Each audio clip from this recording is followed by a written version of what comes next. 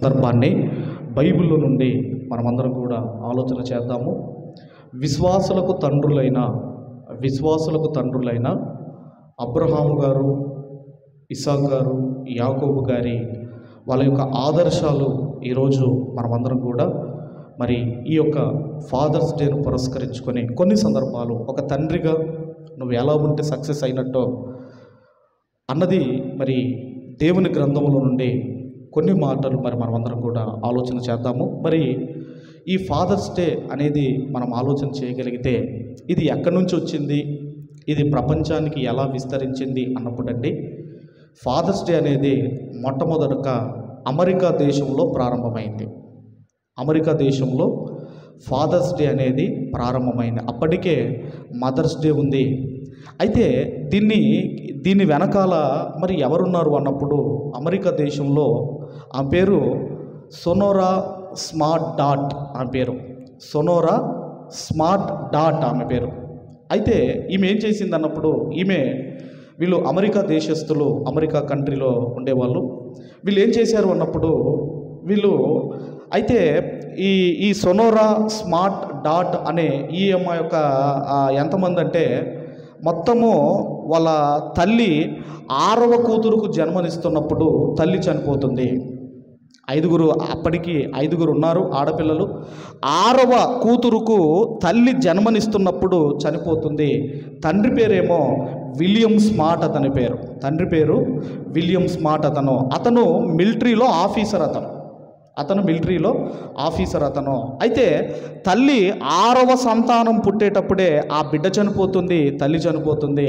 ఆ తర్వాత ఎక్కడ నేను ఇంకొక మ్యారేజ్ చేసుకుంటే నా పిల్లలను వచ్చే ఆమె సరిగ్గా చూసుకుంటుందో లేదో అని ఆయన మ్యారేజ్ చేసుకోకుండా ఏం చేశాడు అన్నప్పుడు ఆయన మిలిటరీలో ఒక ఆఫీసర్గా ఉండి ఈ 5 కూతుర్లను ప్రయోజకులుగా మలుస్తాడు. 5 కూతుర్లను మంచి పొజిషన్లోనికి తీసుకొస్తాడు. ఆ తర్వాత ఈ సొనోరా ఈ స్మార్ట్ డాట్ అనే ఈమెకు మ్యారేజ్ అవుతుంది. మ్యారేజ్ అయిన తర్వాత 2-3 పిల్లలు పుడతారు. పిల్లలు పుట్టిన తర్వాత ఆ పిల్లల్ని పెంచేటప్పుడు ఈమె ఎంతో కష్టముగా ఫీల్ అవుతూ ఉంటుంది. పిల్లల్ని పెంచేటప్పుడు అమ్మో ఇంత కష్టమా పిల్లల్ని పెంచటం, ఒక తల్లిగా ఇంత కష్టమా అని ఆమె ఏం చేసిందంటే, ఏం ఆలోచన వచ్చిందంటే, ఒక తల్లిగా పిల్లల్ని పెంచటమే ఎంత కష్టమో అయినప్పుడు నా తండ్రి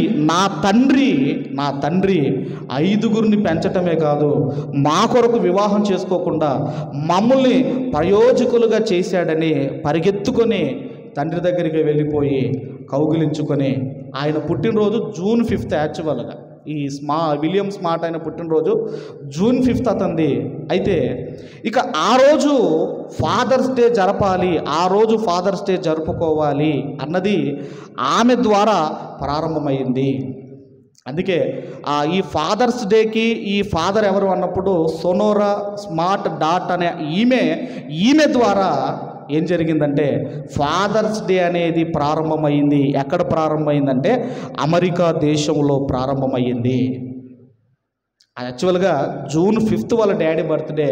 ఇక కాలక్రమేణా మరి ఏం జరిగిందో ఏమో కానీ ఆ తర్వాత జూన్ 3వ ఆదివారం రోజు ఈ ఫాదర్స్ డే అనేది జరుపుకోవటం అన్నది మనమందరం కూడా మరి చూస్తున్నాము. మరి మనం ఆలోచిద్దాము. మరి ఈ ఫాదర్స్ డే గురించి మీరు ఆలోచన చేయగలిగితేనండి, మీరు బైబిల్ గ్రంథంలో మీరు చూడగలిగితే మరి ఆ మధ్యకాలంలో మీరు చూడండి, సినిమా యాక్టర్లు ఏవో గొప్పగా ఫీల్ అయ్యేటోళ్ళు, సినిమా యాక్టర్ల కొరకు గొప్పగా ఫీల్ అయ్యేటోళ్ళు, సినిమా యాక్టర్ల కొరకు బట్టలు చింపుకునేటోళ్ళు, వాళ్ళ కొరకు రక్తం గార్చేటోళ్ళు. కానీ ఈ మధ్యకాలంలో my dad is my hero అని ఈ మధ్యకాలంలో చెప్పుకుంటున్నారు. My dad is my hero అని ఈ మధ్యకాలంలో చెప్పుకుంటున్నారు. అయితే మీరు ఒక కోడిని మీరు చూడండి.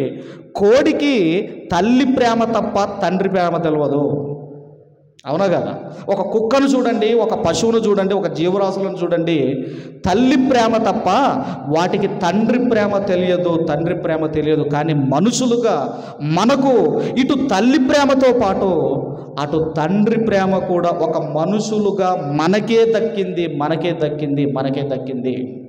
కాబట్టి బైబిల్ గ్రంథంలో ఒక ముగ్గురు ద బెస్ట్ డాడీస్ ఉన్నారు బైబిల్ గ్రంథంలో.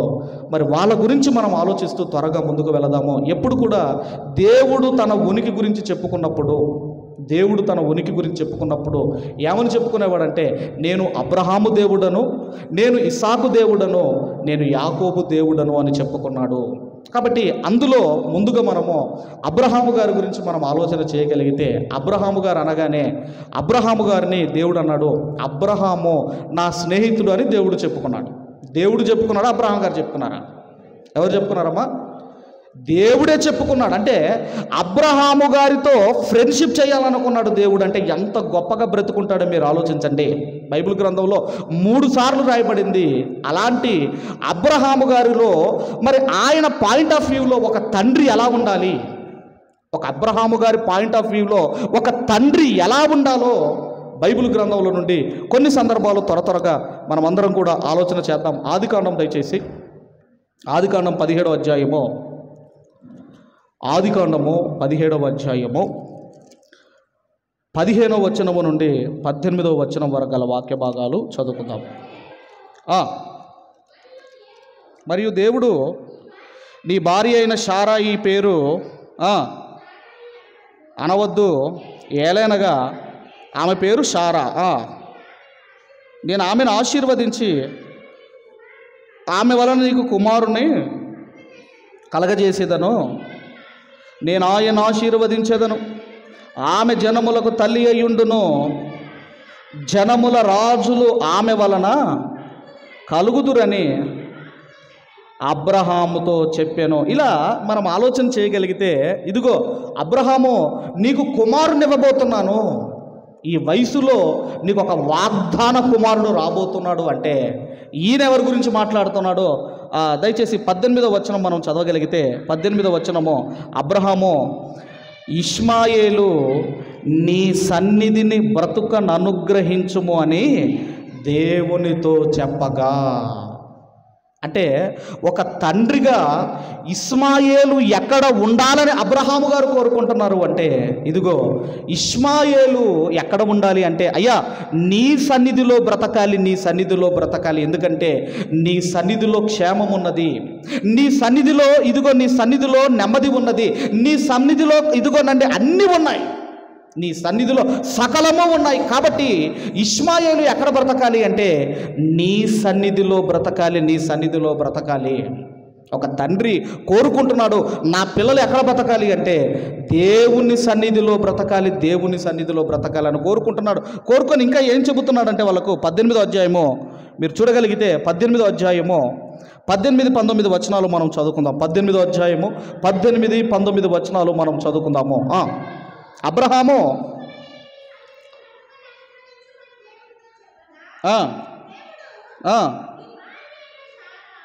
ఆదికాండం 18వ అధ్యాయము 18-19 వచనాలు చదవండి సార్. అబ్రహాము నిశ్చయముగా బలము గల గొప్ప జనమగును, అతని మూలముగా భూమిలోని సమస్త జనులను ఆశీర్వదించబడుదురు. ఎట్లనగా యెహోవా అబ్రహామును గూర్చి చెప్పినది అతనికి కలగజేయునట్లు తన తర్వాత తన పిల్లలను తన ఇంటివారును నీతి న్యాయములు జరిగించుచు యెహోవా మార్గము గైకొనుటకు అతడు వారికి ఆజ్ఞాపించున్నట్లు నేను అతనికి ఎరిగి ఉన్నాను. పిల్లలు కూర్చోబెట్టాడు, చెబుతున్నాడు, ఒరే పిల్లలారా, ఇదిగో నీతి న్యాయ మార్గములో మీరు నడుచుకోవాలి, మీరు కుడికి కానీ ఎడమక కానీ మీరు తొలగిపోకూడదు. ఇదిగో నేను నడుచుకుంటున్నాను, నీతి న్యాయ యథార్థ మార్గం నేను నడుచుకుంటున్నాను, మీరు కూడా నీతిగా న్యాయముగా బ్రతకాలని ఒక తండ్రి పిల్లలు కూర్చోబెట్టి బోధిస్తున్నాడు, పిల్లలకు చెబుతున్నాడు. అందుకేనండి మనం ఆలోచన చేయగలిగితే మన పిల్లలు కరెక్ట్గా పెరుగుతున్నారు అంటే మన పిల్లలు దేవుని సన్నిధిలో ఉండాలి, దేవుని సన్నిధిలో ఉండాలి. అదే అబ్రహాము గారు కోరుకుంటారు. ఇక్కడ ఇస్సాకు గారి గురించి చెబుతుంటే ఆయన ఏమంటున్నాడంటే, అయ్యా నా కుమారుడు ఇదిగో ఇష్మాయేలు నీ సన్నిధిలో బ్రతకాలి, నీ సన్నిధిలో బ్రతకాలి అని దేవుణ్ణి వేడుకున్నప్పుడు, అప్పుడు దేవుడు ఏం చేశాడు అన్నప్పుడు అండి, అదే 17వ అధ్యాయము 20వ వచనాన్ని మనం చదువుకుందాం. 17వ అధ్యాయము 20వ వచనాన్ని మనం చదువుకుందాం. చదవండి సార్. ఇదిగో నేను అతన్ని ఆశీర్వదించి అతనికి సంతానాభివృద్ధి కలగజేసి అత్యధికముగా అతన్ని విస్తరింపజేసేదను, అతడు 12 మంది రాజులను కనును, అతనిని గొప్ప జనముగా చేసేదను అని చెప్పాను. ఇక ఎప్పుడైతే ఇష్మాయేలు కొరకు ఇదిగో మరి అబ్రహాము గారు వేడుకున్నారో, దేవుడు ఒక భరోసా ఇస్తున్నాడు. ఇదిగో అబ్రహాం, నువ్వు బాధపడకు, నువ్వు కోరుకున్నావు కదా 12 మంది రాజులు. అందుకే అరబ్ కంట్రీ చూడండి ఒకసారి, ఎంత ధనవంతులు అరబ్ కంట్రీ చూడండి. వాళ్ళు ఎవరికైనా ఇప్పుడు పెట్రోల్ కావాలంటే వాళ్ళని బతిలాడవలసిందే. వాళ్ళ అమెరికాలైనా ఎవరైనా అరబ్ కంట్రీస్ మీరు చూడగలిగితే ధనవంతులు. దేవుడు చెబుతున్నాడు, ఇష్మాయేలు గర్భము నుండి 12 మంది రాజులు వస్తారు. కాబట్టి ఒక తండ్రి తన కుమారులు సన్నిధిలో ఉండాలనుకుంటున్నాడు. ఒక తండ్రి, నా పిల్లలు నీతి న్యాయముగా బ్రతకాలి, కుడికి కానీ ఎడమకు కానీ మీరు తొలగిపోకూడదని తన పిల్లలకు చెబుతున్నాడు. ఇంకా మీరు చూడగలిగితేనండి, అదే ఆదికాండము 21వ అధ్యాయము 8వ వచనాన్ని మనం అందరం కూడా చదువుకుందాం. 21వ అధ్యాయము 8వ వచనాన్ని మనం అందరం చదువుకుందామా?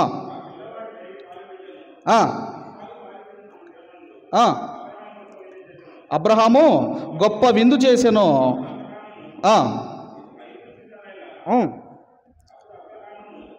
చదవండి సార్. ఐగుప్తు స్త్రీ అయినా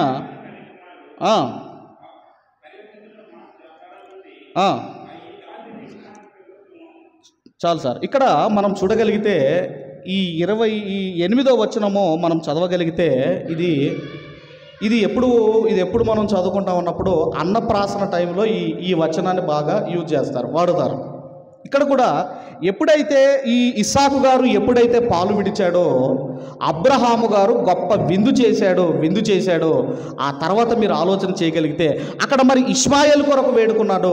ఇప్పుడు ఇస్సాకు గురించి కూడా మీరు మరొక వచనం కూడా మీరు చూడగలిగితే 25వ అధ్యాయానికి మనం రాగలిగితే 25వ అధ్యాయము 5వ వచనాన్ని మనం అందరం కూడా చదువుకుందాము. 5వ వచనము, అబ్రహాము తనకు కలిగినది యావత్తు ఇస్సాకుకిచ్చెను.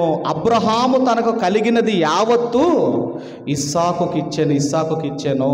అందుకేనండి, ఒక ఇస్సాకు యొక్క పెంపకం మీరు చూడగలిగితే దాని వెనకాల ఎవరున్నారు అంటే అబ్రహాము గారు ఉన్నారు. అందుకే మనం ఆలోచన చేయగలిగితే ఆయన అంత గొప్పగా బ్రతికాడు కనుకనే శారమ్మ ఏమందంటే, నా యజమానుడు ఇస్సాకు, ఎవరైనా అబ్రహాము నా యజమానుడని ఆయనను పిలుచుచు ఆయనకు లోబడి బ్రతికింది.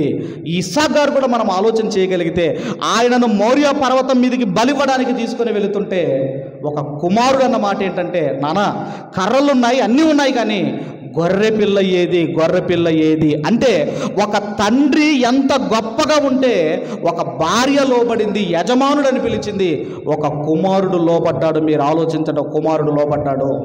అక్కడ అంతగాని ఆ తర్వాత మీరు ఆలోచన చేయగలిగితేనండి, ఆ తర్వాత మరి శారమ్మ గారు చనిపోతారు. శారమ్మ గారు చనిపోయిన తర్వాత ఏం జరుగుతుంది అన్నప్పుడు, శారమ్మ గారు చనిపోయిన తర్వాత మళ్ళీ ఒక స్త్రీని వివాహం చేసుకుంటాడు. ఆమె పేరు కేతురా. హాగరుకు ఒక కుమారుడు ఇష్మాయేలు, శారమ్మకు ఒక కుమారుడు ఇస్సాకు, కేతురాకు 6 పిల్లలు పుడతారు. అదే 25వ అధ్యాయం మొదటి వచనము, అబ్రహాము మరల ఒక స్త్రీని వివాహము చేసుకొనేను, ఆమె పేరు కేతురా.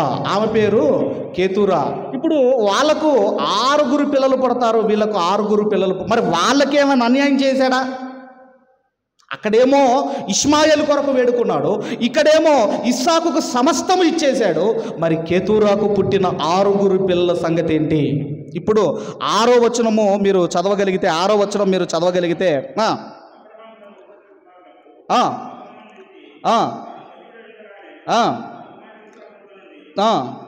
తూర్పు దేశమునకు వారిని పంపివేసెను.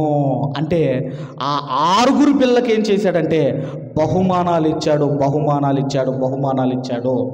కాబట్టి ఒక తండ్రి గురించి మనం ఆలోచన చేయగలిగితే ద బెస్ట్ తండ్రిగా మనకు ఎవరు కనపడుతున్నారు అన్నప్పుడు ఒక అబ్రహాము గారు కనపడుతున్నారు. ఇంకా ఎంత గొప్పవాడంటేనండి, తన సహోదరుని కుమారుణ్ణి సొంత కుమారునిగా చూసుకున్నవాడే అబ్రహాము గారు. ఈయన బయలుదేరి వచ్చేటప్పుడు అప్పుడు అన్నాడు, మరి నేను కూడా వచ్చేస్తానని లోతు అన్నప్పుడు లోతును వెంట పెట్టుకొని వస్తాడు అబ్రహాము గారు.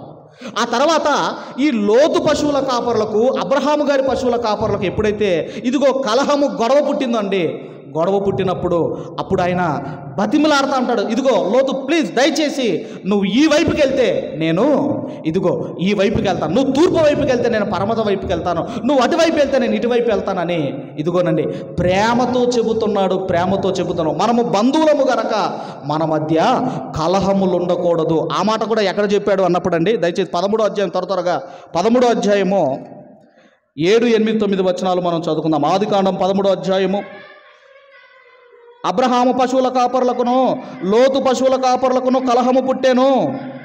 ఆ కాలమందు కానానీయులు పెరిజ్జీలు ఆ దేశంలో కాపురముండిరి. కాబట్టి అబ్రహాము మనము బంధువులము లోతుతో అంటున్నాడు, లోతు మనము బంధువులము గనుక నాకును నీకును నా పశువుల కాపర్లకును నీ పశువుల కాపర్లకును కలహం ఉండకూడదు. మనం ఎవరమయ్యా? బంధువులమయ్యా. బంధువుల మధ్య కలహాలు ఉండకూడదని చెప్పి 9వ వచనంలో ఆయన అంటున్నాడు, ఈ దేశమంతయు నీ ఎదుట ఉన్నది కదా, దయచేసి అంటున్నాడండి. ఒక కుమారుడు, ఒక సహోదరుడు కుమారుడు కదండి, ఏమంటున్నాడు? దయచేసి, ప్లీజ్ దయచేసి నన్ను విడిచి వేరుగా నుండుము. నీవు ఎడమ తట్టుకు వెళ్ళిన ఎడల నేను కుడి తట్టుకును, నీవు కుడి తట్టుకు వెళ్ళిన ఎడల నేను ఎడమ తట్టుకును వెళ్ళుదునని లోతుతో చెప్పాను. ఆయనే చెబుతున్నాడండి, ఆప్షన్స్ ఇస్తున్నాడండి. ఏమంటున్నాడు అంటే, నువ్వు ఇటు వెళ్తే నేను ఇటు వెళ్తానని దయచేసి ప్లీజ్ అని చెబుతున్నాడు. ఎందుకంటే బంధుత్వాలకు విలువనిచ్చేవాడు అబ్రహాం. మనము బంధువులం కనుక కలహాలు ఉండకూడదు. అంటే ద బెస్ట్ డాడీగా మనం ఎవరిని చెప్పుకోవచ్చు అంటే ఒక అబ్రహాము గారిని మనం చెప్పుకోవచ్చు. నా పిల్లలు సన్నిధిలో ఉండాలి. అలాగే ఇస్మాయిల్ కొరకు వేడుకున్నారు, అలాగే ఇస్సాకు సమస్తం ఇచ్చాడు, అలాగే కెతురా 6 సంతానానికి బహుమతులు ఇచ్చిన ఒక గొప్ప తండ్రి. నీతిగా న్యాయంగా బ్రతకండి, మీరు ఎక్కడున్నా కుడికి కానీ ఎడమకు కానీ మీరు తొలగిపోవద్దని వాళ్ళకు ఆజ్ఞాపించిన వాడు అబ్రహాము గారు. అయితే ఇక రెండో ఆయన ఎవరో త్వరగా మనం చూసుకుందాము. ఇస్సాకు గారి గురించి కూడా మనం చూడగలిగితే అదే ఆదికాండం 27వ అధ్యాయము. త్వరగా ఆదికాండము 27వ అధ్యాయము. ఇక్కడ సందర్భం ఏంటన్నప్పుడు మరి ఇస్సాకు గారు నేను మిమ్మల్ని ఆశీర్వదిస్తానని చెబుతాడు. ఇస్సాకు గారు నేను మిమ్మల్ని ఆశీర్వదిస్తాను, నాకు మంచి వంటకం చేసుకొని రండి అన్నప్పుడు అప్పుడు యాకోబు మరి భోజనం చేసి తర్వాత ఆ గొర్రె చర్మం కప్పుకొని వెళ్ళిపోయి ఆ తర్వాత బ్లెస్సింగ్స్ అంతా పొందుకుంటాడు. బ్లెస్సింగ్స్ అంతా పొందుకున్న తర్వాత ఏం జరిగింది అన్నప్పుడు బ్లెస్సింగ్స్ పొందుకున్న తర్వాత అన్న పగపట్టాడు, టైం కొరకు ఎదురు చూశాడు. ఎక్కడ దొరికితే అక్కడ తమ్ముని వేసేద్దామని టైం కొరకు ఎదురు చూశాడు. అది కాస్త తల్లిదండ్రులకు తెలిసింది. అప్పుడు ఏం జరిగింది అన్నప్పుడు అండి 27వ అధ్యాయము 41వ వచనాన్ని మనం చదువుకుందాము.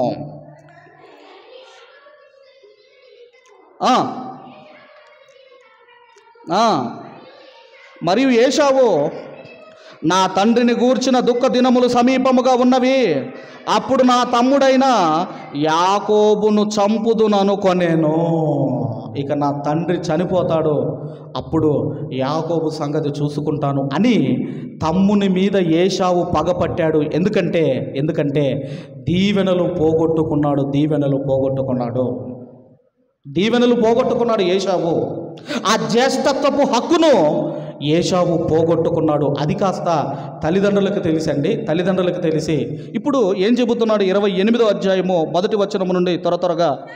ఇస్సాకు యాకోబును పిలిపించి, నీవు కానాను కుమార్తెలలో ఎవతను వివాహము చేసుకొనకూడదు, నీవు లేచి పద్దనరాములోనున్న నీ తండ్రి అయిన బెతియేలు ఇంటికి వెళ్ళి అక్కడ నీ తల్లి సహోదరుడు లాబాను కుమార్తెలో ఒకదాన్ని వివాహము చేసుకొనమని అతనికి ఆజ్ఞాపించి, సర్వశక్తి గల దేవుడు నిన్ను ఆశీర్వదించి నీవు అనేక జనములగునట్లు నీ సంతానాభివృద్ధి కలగజేసి నిన్ను విస్తరింపజేసి నీవు పరవాసివైన దేశమును, అనగా దేవుడు అబ్రహామును పిలిచి అబ్రహాముకి ఇచ్చిన దేశమును నీవు స్వాస్థ్యముగా చేసుకొనున్నట్లు ఆయన నీకు, అనగా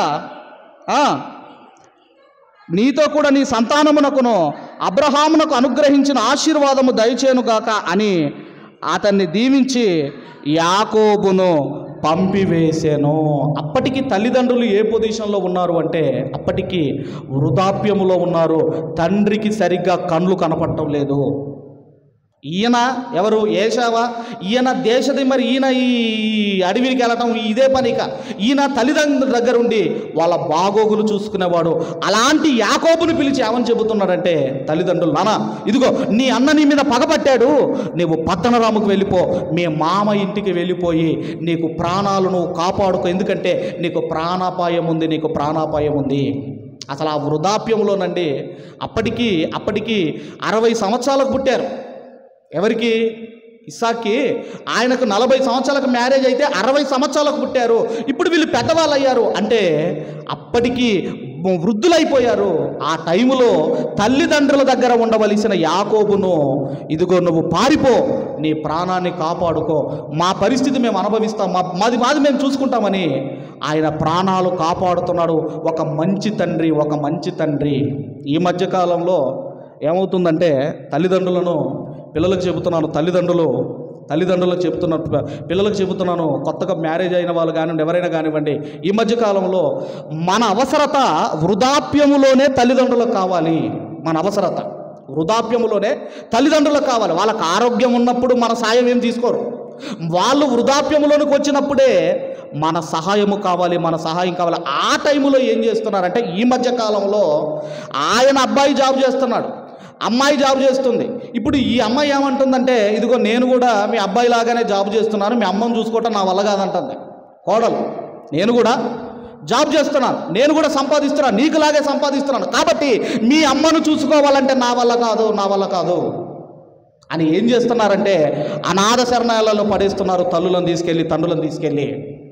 కాబట్టి మనం ఆలోచన చేయగలిగితే ఒక మంచి తండ్రి ఇస్సాకు చెబుతున్నాడు, ఇదిగో నువ్వు పారిపోయి నీ ప్రాణము కాపాడుకో అని ఒక ఇస్సాకు గారు చెబితే, దూరదేశం వెళ్ళు, దూర ప్రాంతానికి వెళ్ళి నీ ప్రాణం కాపాడుకోమని ఇస్సాకు గారు చెబితే, మన పరలోకపు తండ్రి ఏం చేశాడంటేనండి, యేసుక్రీస్తు వారిని పరలోకము నుండి ఈ భూమి మీదకి పంపించి ఆయన ఏం చేశాడంటే సిలువలో ఆయనను చంపడానికి భూమి మీదకి పంపిస్తే, ఇస్సాకు గారేమో యాకోబును బ్రతికించుకోవడానికి దూరదేశానికి పంపించాడు. ఇది ఒక ఇస్సాకు గారి గురించి అయితే త్వరగా యాకోబు గారి గురించి కూడా మనం చూడగలిగితే, దయచేసి అందరం కూడా ఆదికాండము 37వ అధ్యాయము ఇక్కడ కూడా సందర్భం ఏంటన్నప్పుడు, ఇవన్నీ మీకు తెలుసు కాబట్టి సందర్భం ఏంటన్నప్పుడు, ఇక్కడ 12 మంది సంతానము, 12 మంది యాకోబు గారికి సంతానము. ఈ 12 మందిలో 11వ వాడైన యోసేపు గారిని చాలా ప్రేమించేవాడు. ఎందుకంటే రాహేలుకు పుట్టాడు కాబట్టి యోసేపు గారిని చాలా ప్రేమించేవాడు. ఒక విచిత్రమైన అంగి గుట్టించాడు. ఆ తర్వాత యోసేపు గారి కళలు రావటం, ఆ తర్వాత ఆ కళల్లో అంటే మీరు చూడగలిగితే, ఇదిగో తల్లిదండ్రులు, ఆ తర్వాత అన్నదమ్ములు అందరూ వచ్చి ఈయనకు సాగిల పడతారు అని కళలు రావటము. ఆ కళలు ఎప్పుడైతే ఈ యోసేపు గారు చెబుతారో అన్నలు పగబట్టారు. పగబట్టిన తర్వాత ఒకానొక సందర్భంలో దూర ప్రాంతంలో ఉన్న ఆ అన్నల దగ్గరికి వెళ్ళమని తండ్రి చెప్పినప్పుడు వెళతాడు. వెళ్ళినప్పుడు అదుగోరా కలలుగానే వాడు వస్తున్నాడని పట్టుకొని గుంటలో పడేస్తారు. ఇక ఏం చేస్తారంటే నన్ను చంపేద్దాం అనుకుంటారు. కానీ తండ్రి ఎక్కడ అదైపోతాడని ఆ అంగిని తీసి ఒక గొర్రెను చంపి దానికి రక్తాన్ని పూసి ఆయనేమో ఇష్మాయేలులకు అమ్ముకొని ఈ యొక్క అంగిని తీసుకొచ్చి తండ్రికి చూపించారు. అప్పుడు ఏం జరిగిందని మనం ఆలోచన చేయగలిగితే 37వ అధ్యాయము 32వ వచనం నుండి మనం చదువుకుందాం. 32 నుంచి మనం చదువుకుందాము.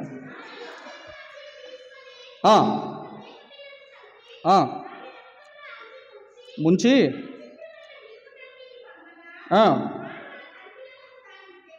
తెచ్చి ఇది మాకు దొరికెను, నీ కుమారుని అంగి అవునో కాదో గుర్తుపట్టమని చెప్పిరి. అతను దాన్ని గుర్తుపట్టి, ఇది నా కుమారునిదే, దుష్టముఖములు వారిని తినివేసెను, యోసేపు నిశ్చయముగా చేల్చబడెను. ఇక ఆ పరిస్థితిని బట్టి యాకోబు గారు అంచనా వేశారు, ఇది నా కుమారుని అంగ. ఎందుకంటేనండి ఆ రోజుల్లో మరి ఎందుకంటే ఈ పులులు కానివ్వండి ఇవన్నీ కూడా మరి చంపే విధానము, ఆ పరిస్థితి అంతా కూడా తెలుసు కాబట్టి యాకోబు గారు నమ్మాడు. నమ్మిన తర్వాతనండి మరి ఇప్పుడు ఆయన ఏమన్నా మరి ఎందుకు బాధపడ్డారో మీరు ఆలోచించండి. ఒక్కడు పోయాడు 12 మందిలో ఒక యోసేపు గారు పోతే మిగిలిన 11 మంది ఉన్నారు కదా. ఒక యోబు గారు లాగా మొత్తం 10 మంది పిల్లలు చనిపోలేదు కదా. కానీ తండ్రికి అలా ఉండదు. తర్వాత చూడండి ఏం జరిగిందో. 34వ వచనం చదవమ్మా. యాకోబు తన బట్టలు చింపుకొని అనేక దినములు కుమారుని నిమిత్తము అంగలార్చుచుండగా, అనేక దినములు ఎన్ని దినములో చెప్పబడలేదు. కుమారుడు చనిపోయాడని అసలు అంగలారుస్తున్నాడు అంటే ఎంత ప్రేమించాడో మీరు ఆలోచించండి.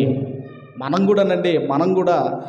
కూడా దేవునికి పిల్లలమే. మనం కూడా మన అపరాధముల చేత, మన పాపముల చేత చచ్చిపోయాం. మనం పాపము చేసి, అపరాధాలు చేసి, దేవునికి వ్యతిరేకమైన కార్యక్రమాలు చేసి చచ్చిన మనలను దేవుడు కూడా ఆయన వదులుకోలేదు. ఏం చేశాడంటే తన ప్రియ కుమారుణ్ణి పంపించి మరలా మనల్ని బ్రతికించుకున్నాడు. ఇక్కడ కూడానండి ఇదిగో యాకోబు గారు అనేక దినములు అంగలార్చాడు. అంగలార్చిన తర్వాత 35వ వచనం మనం చూడగలిగితే, అతని కుమార్తెలందరూ అతన్ని ఓదార్చుటకు యత్నము చేసిరి. అయితే అతడు ఓదార్పు పొందనొల్లక, నేను అంగలార్చుచు మృతుల లోకమునకు నా కుమారుని యొద్దకు వెలుదునని చెప్పి అతని తండ్రి అతని కోసము ఏడ్చెను. అతని కుమార్తెలను ఇక్కడ రాయబడింది. కుమార్తెలు అంటే ఒకటే కుమార్తె దీనా కాదు, కానీ అక్కడ ఎవరంటే కుమార్తెలు అంటే ఆ రోజు ఆ కుమారుని పిల్లలు, ఆడపిల్లలు కూడా ఏమనేవారంటే కుమార్తెలని చెప్పబడింది. అయితే మనం ఆలోచన చేయగలిగితేనండి, నేను మృతుల లోకానికి వెళతాను, నేను చనిపోతాను, నా కుమారుడు లేదు, ఇక నాకు ఇది జీవితం వేస్తున్నట్టుగా ఆయన బాధపడుతున్నాడు. ఆయన ఎంత ప్రేమిస్తున్నాడో మీరు ఆలోచన. మరి అలాంటి టైంలో ఇంత బాధతో ఉండి ఇలా రోజులు గడుస్తున్నప్పుడు యోసేపు గారు బ్రతికే ఉన్నాడు. ఆయన ఇదిగో ఐగుప్తు దేశాన్ని ఏలుతున్నాడు, సింహాసనం మీద కూర్చున్నాడు, ఒక ప్రైమ్ మినిస్టర్ హోదాలో ఉన్నాడు. ఆ వార్త తండ్రికి తెలిస్తే అసలు ఆ తండ్రి ఎంత సంతోషపడతాడు, ఎంత ఆనందపడతాడు మీరు ఆలోచించండి. కాబట్టి తండ్రులలో బైబిల్లో ఎప్పుడు దేవుడు చెప్పుకున్నా, ఎప్పుడు దేవుని గురించి చెప్పుకున్నా, నేను అబ్రహాము దేవుడను, నేను ఇసాకు దేవుడను, నేను యాకోబు దేవుడను అని చెప్పుకున్నారు. అందరు కూడానండి ఒక అబ్రహాము గారు గుడారంలో బ్రతికాడు, ఒక ఇసాకు గారు గుడారంలో బ్రతికాడు, ఒక యాకోబు గారు గుడారంలో బ్రతికాడు. ఎందుకంటే వాళ్ళ పెంపకం అంత గొప్పగా ఉంది.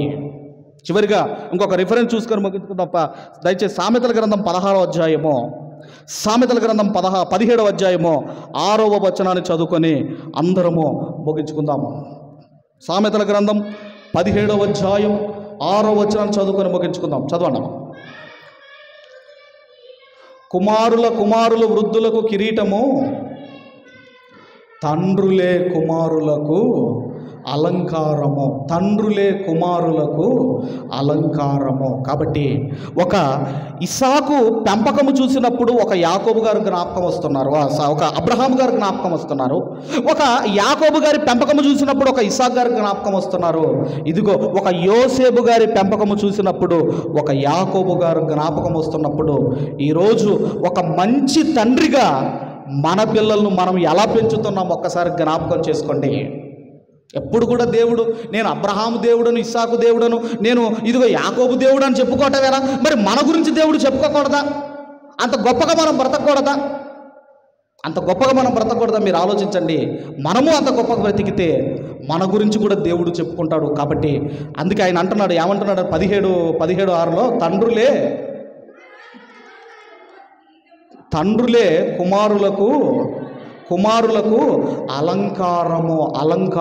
కాబట్టి తల్లిదండ్రుల గురించి వృద్ధాప్యములో ఎలా ఉండాలో చాలా చాలా సందర్భాలు బైబిల్ గ్రంథంలో రాయించాడు. కాబట్టి మన అవసరత తల్లిదండ్రులకు ఎప్పుడు ఉంటుందంటే వృద్ధాప్యములోనే. ఈ మధ్యకాలంలో ఒక వీడియో చూశానండి. ఇంతకుముందు ఒక స్టోరీ చెప్పిన కదా, భర్త డ్యూటీ, భార్య డ్యూటీ. ఇప్పుడు అత్త వచ్చి అడుగుతుంది, అమ్మా నాకు ఎందుకు అరగటం లేదు, నాకు కొంచెం పెరుగు కావాలమ్మా, మజ్జిగ కావాలమ్మా అంటే అంటుంది, నేను డ్యూటీ చేస్తున్నాను, మీ కొడుకు డ్యూటీ చేస్తున్నాడు, ఎవరు తెచ్చివ్వాలి, వెళ్ళు నీ ఇష్టం అక్కడ వండింది తినిపో అని చెప్పి పంపించటం అండి. ఆ తర్వాత భార్య భర్తలు మాట్లాడుకుంటూ ఉంటే, కొడుకు కోడలు మాట్లాడుకుంటూ ఉంటే, ఇదిగో నేను చెయ్యలేను, నీకు నీ తల్లి కావాలా నేను కావాలా డిసైడ్ చేసుకోమని చెప్పి, ఇక ఈ కొడుకులు ఏమైపోయారంటే ఇక ఏమైపోయిందంటే ఇక భార్య మాటిని ఆ తర్వాత అమ్మను ఓల్డ్ ఏజ్ హోమ్కి తీసుకొని వెళ్ళిపోయిన తర్వాత రండి వీళ్ళ కొడుకు గమనిస్తూ ఉన్నాడు. ఇప్పుడు ఈ భార్య భర్తల కొడుకు గమనిస్తూ ఉన్నాడు. గమనించి ఆ తర్వాత ఆడుకోవడానికి వెళ్ళినప్పుడు వాళ్ళ ఫ్రెండ్కి చెప్పాడట, ఒరే మా డాడమ్మను మేము వెలగొట్టేశాము, మీ ఇంట్లో ఉన్న మీ డాడమ్మను కూడా మీరు వెలగొట్టేసేయండి.